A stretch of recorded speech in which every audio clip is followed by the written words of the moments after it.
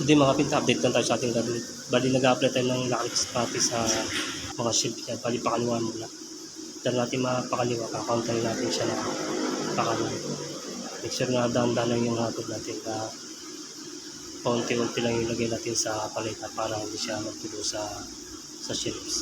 After natin masiglan ng maksas patod, makatuloy. Sinanding na rin ng 400 yan. Bago tayo nag-apply ng epoxy gray yung ginamit natin doon.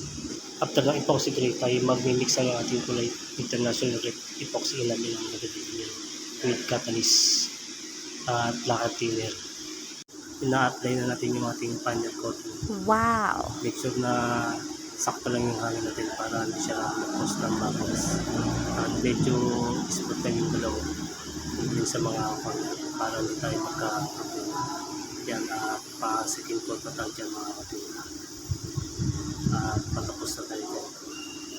Bali, hindi na tayo gumamit ng takot dyan. Medyo glossy naman yung epoxy natin. At tatapos na natin yung ating project na fire equipment steel can. Yun lang, see you next vlog.